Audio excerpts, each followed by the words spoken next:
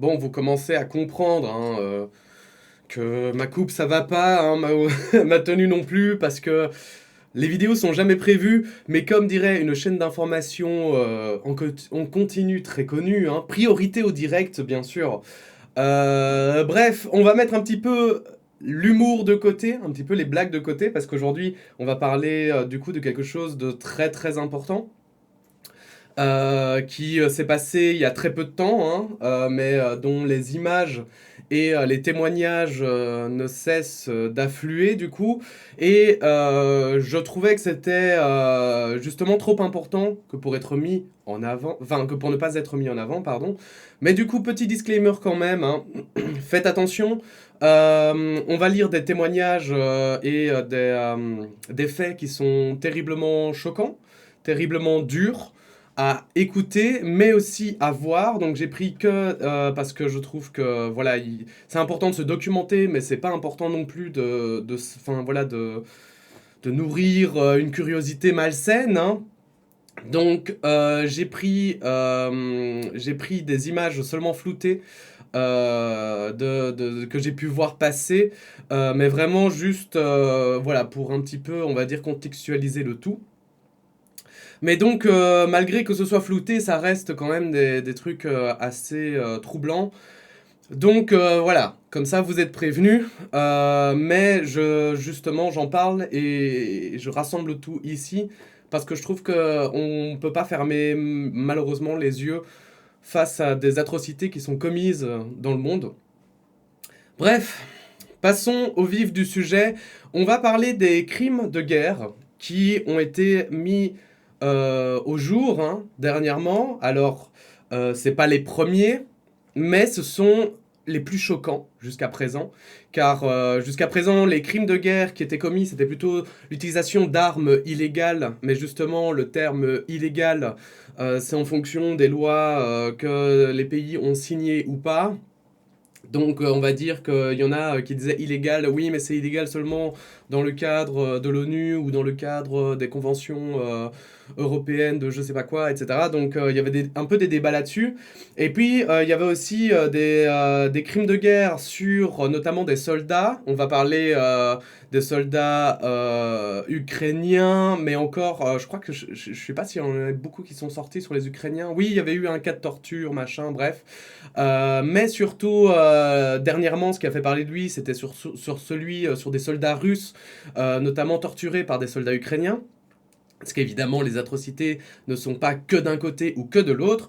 Mais justement, c'est plutôt dans le traitement de ces atrocités, dans le sens où justement, du coup, il y a en Ukraine, je ne sais pas si ça a été suivi, mais il y avait un politicien qui avait lancé un appel à faire une enquête hein, pour découvrir la réalité et voir si crime de guerre il y avait eu, et si c'est le cas, évidemment, punir les coupables. Alors que la Russie s'est montrée déjà beaucoup moins réceptive hein, face aux crimes de guerre. Euh, on va pas se mentir. Mais voilà, jusqu'à présent, on va dire que c'était sur des soldats, c'est des choses que voilà, jusqu'à présent, on avait des choses choquantes, mais pas, on va dire pas disproportionnées. C'est un peu dur à dire, mais c'est dans un certain sens vrai. Hein. C'est-à-dire qu'on va dire que des soldats maltraités, c'est très triste, mais c'est très courant dans la guerre et il y a enfin, voilà, il y a des manières, il y a ça arrive trop souvent, mais ça arrive et du coup, bon, jusqu'à présent, on avait une certaine habitude et là maintenant, on rentre vraiment dans une autre phase de conflit, hein, un peu la découverte finalement des atrocités. Donc pour expliquer le contexte, je vais me remettre en grand en fait. Pour expliquer le contexte, l'Ukraine en ce moment, donc on est le 3 avril à 14h51, c'est toujours important. Mais donc en Ukraine, les soldats russes se sont repliés en tout cas autour de Kiev. Ils sont apparemment totalement partis de Kiev, hein, de la région de Kiev. Et du coup, bah, en fait, les soldats ukrainiens entre à nouveau dans cette région. Alors pourquoi est-ce que les Russes ont reculé? Plein de raisons sont mises en avant et honnêtement c'est très difficile hein, de savoir puisque du coup Il y a les informations que les Russes disent, il y a les informations que le monde observe, et puis il y a la vérité. Et la vérité, bah, finalement, il n'y a que les Russes qui la connaissent, hein.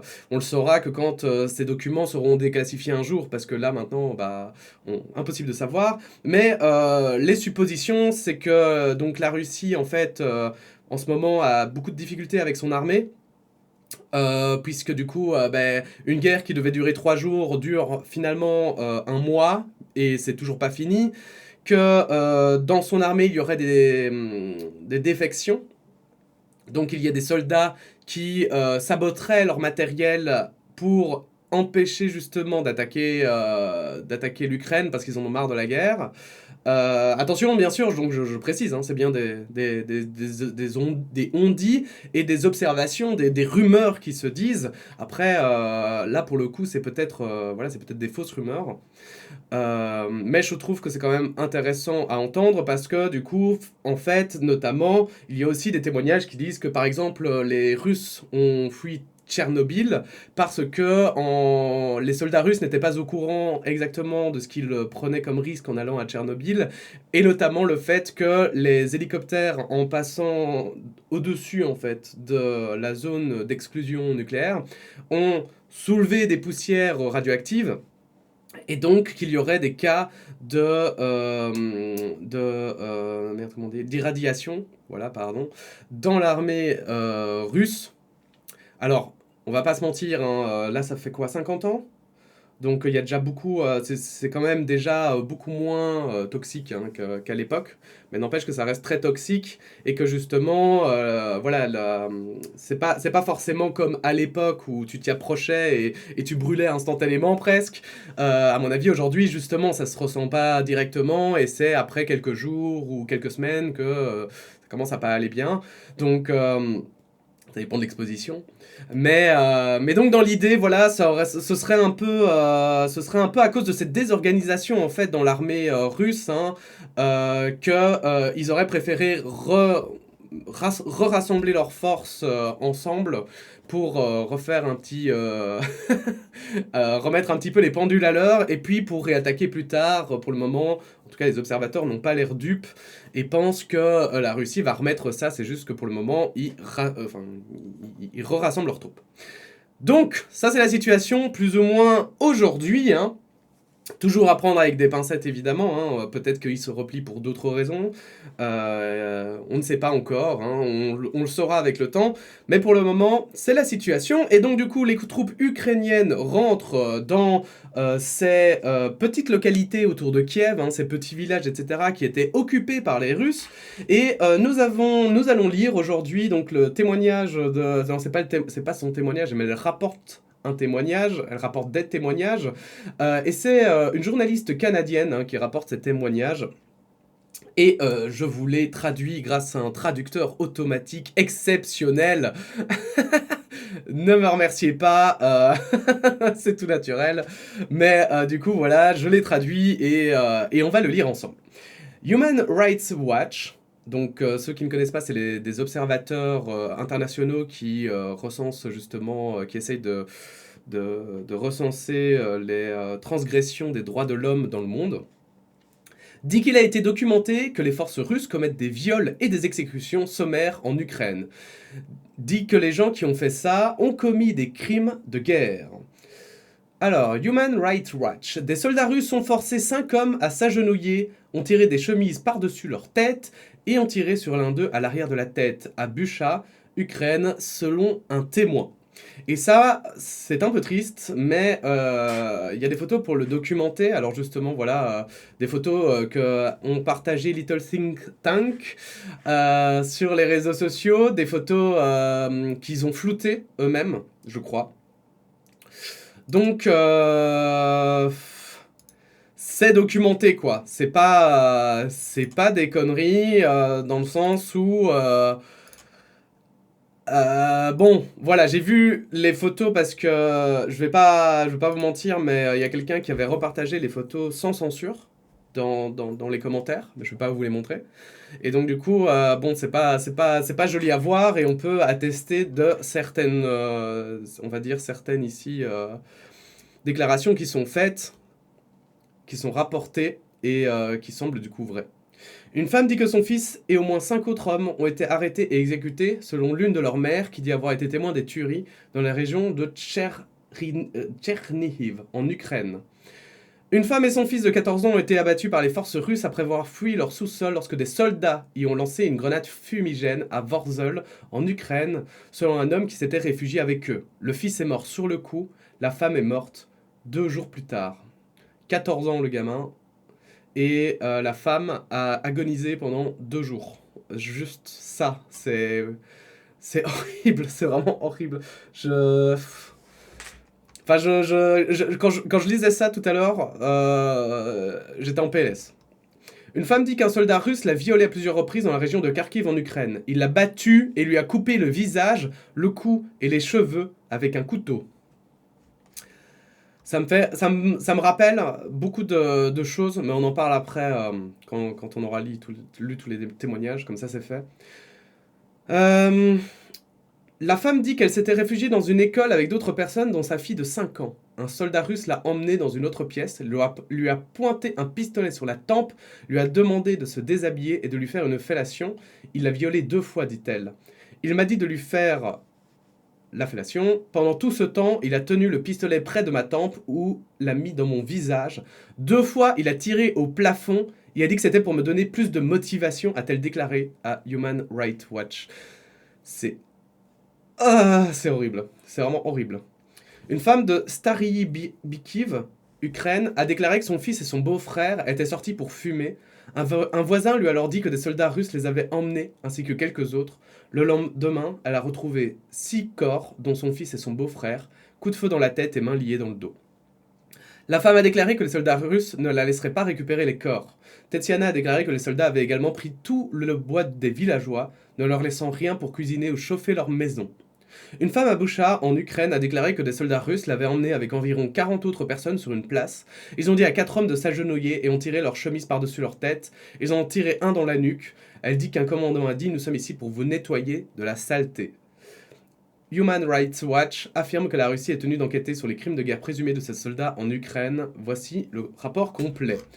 Donc, si vous désirez évidemment le rapport complet, vous pouvez aller le lire. Je suppose qu'ici, elle l'a rapporté simplement quelques témoignages. Donc, c'est là que on arrive, je trouve, à un moment assez éloquent dans ce conflit, parce que tout ce qu'on lit là, c'est pas juste de la guerre. Si il y en a qui vous disent mais oui mais c'est normal parce que c'est la guerre, c'est pas vrai. Toutes les guerres ne se déroulent pas comme ça, et tout ça ne se passe pas forcément comme ça. Genre, vraiment. Dire ça, c'est pas connaître la guerre. Ce n'est pas savoir, justement, comment se déroulent les guerres. Ce n'est pas comprendre qu'en plus, il y a plein de, voilà, il y a plein de manières de faire la guerre, et qu'il n'y a pas toujours d'intérêt, par exemple, à tuer, à piller, à violer. Donc, rien que... Voilà, pour arriver au point Godwin, bien sûr. Rien qu'à la Seconde Guerre mondiale, par exemple, dans un premier temps, les soldats nazis n'étaient pas des monstres surhumains, hein. Ils étaient juste polis et courtois, car ils devaient avant tout occuper, alors ça ne veut pas dire qu'il n'y a pas eu des exactions, évidemment, mais ils devaient avant tout occuper, en fait, des places, et ils devaient faire en sorte que les gens, bah voilà, entre guillemets, leur idée c'était qu'ils souffrent le moins. Alors ça dépendait des pays, ils ne l'ont pas fait, je crois que si je dis pas de conneries, mais en Belgique, ils ne l'ont pas forcément appliqué, en France plus, déjà parce que c'était une grande puissance, etc. Et c'était en fonction de leur stratégie. Mais donc, tout ce qu'on lit là, ce n'est pas de la guerre classique, ce n'est pas juste... En fait, pour moi, ça montre à quel point il faut arrêter, s'il y en a encore qui croient Vladimir Poutine dans ce qu'il répond, dans ce qu'il dit comme connerie, mais là c'est une preuve absolue que tout ce qu'il raconte, c'est juste pour embrouiller des esprits. Parce que ce genre de crime de guerre, on le lit seulement, vraiment, hein, ça me rappelle vraiment cette cité de Nankin, en Chine, lorsque les Japonais ont attaqué la Chine, et après être arrivés, après avoir vaincu Shanghai Et justement, en 2-3 semaines, au lieu de 3 jours comme ils l'avaient prévu de base, ils sont arrivés dans cette ville de Nankin, qui était déjà à genoux, parce que la ville principale c'était Shanghai, qui était une plus grosse ville, et à côté c'était Nankin, mais qui du coup avait des soldats qui étaient démoralisés, qui ont fui, etc. Bref, il y avait plus que des citoyens en fait, quasiment. Et les Japonais se sont défoulés. Ils ont fait aussi des crimes de guerre atroces. J'en ai déjà parlé d'ailleurs en vidéo. Alors je ne l'ai pas parlé en détail, mais j'en ai déjà parlé.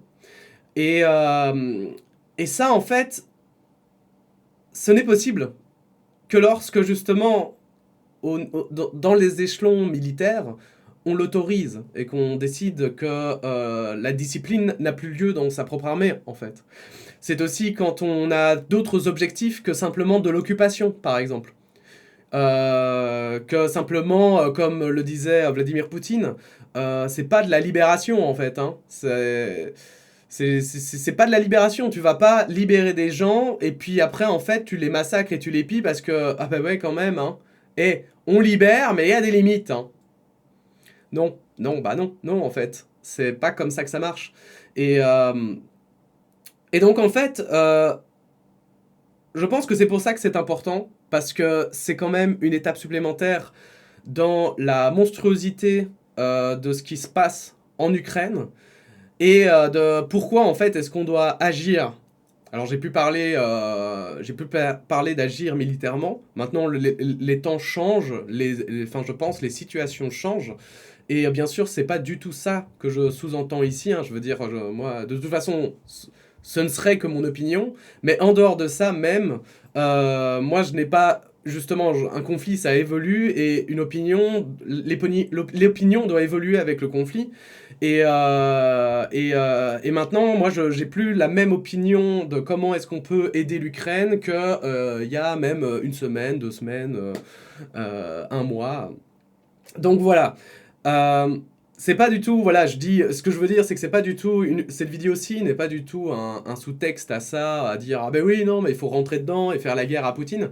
Mais je pense qu'en tout cas, on peut pas rester les bras croisés, ça c'est certain, et qu'il faut avoir conscience aussi, parce que je pense que chaque personne qui doute, je pense, hein, sincèrement, hein, je pense que là aujourd'hui, chaque personne qui doute de la monstruosité de Poutine et qui se dit qu'en fait c'est un joueur d'échecs hyper intelligent et qu'en fait le mec non il libère vraiment l'Ukraine, etc. Je pense que chaque personne qui pense comme ça en réalité joue dans la stratégie de Vladimir Poutine et entre guillemets en fait est un frein à la fin de cette guerre. Et vraiment, je pense que on le voit que c'est une guerre de communication, à quel point la communication, ce qui s'y passe et tout, est important. Et donc, forcément, chaque personne que Vladimir Poutine convaincra de sa bonté et sa générosité, je pense que ce sera un frein, effectivement, à la résolution de ce conflit, à un moment ou un autre. Bref, c'est dur, c'est très dur. On va quand même vite fait regarder, hop, tchac, voilà. Euh, Parce qu'il y a aussi une petite vidéo sur la RTBF qu'ils ont diffusée, où ils ont aussi flouté justement les cadavres, etc. Mais c'est pour... Je pense que c'est important d'avoir justement ce réalisme, de se rendre compte que ça, c'est pas normal en fait. C'est pas normal dans une guerre de voir des civils étalés par terre et tués d'une balle dans la tête. Ça, c'est vraiment le signe d'une armée qui a un problème, en fait. Et qui n'est plus là juste dans un sens comme d'opération militaire ou que sais-je, en fait. Là, ça devient soit de la vengeance, soit de la frustration. Ça peut être plein de choses. Plein de choses peuvent expliquer une attitude comme ça, mais c'est des choses qu'on connaît et ça doit plus arriver. Parce que j'ai dit Nankin seulement, mais il y en a tellement. Et la Pologne, il avait vécu à l'époque... la Yougoslavie, enfin il y a plein d'endroits où ça s'est produit et je pense que on a, on a bien assez d'exemples que pour savoir comment éviter ça en fait, comment on doit arrêter ça. Et je pense que maintenant faut effectivement il faut avancer, il faut agir et ne pas laisser ce petit Vladimir Poutine, ce petit dictateur, nous dicter sa loi. Bref, n'hésitez pas à donner votre opinion en commentaire. N'hésitez pas à partager cette vidéo, mais n'oubliez pas effectivement de dire quand même aux gens, parce que tout le monde ne veut pas subir des images choquantes comme ça, ou des témoignages choquants. Et puis, sinon, on se dit, j'ai un autre article que je dois traiter, mais aujourd'hui, j'aurai pas le temps. Donc, on se voit très bientôt pour d'autres actualités. Voilà. Allez, à bientôt, portez-vous bien, et puis la bise.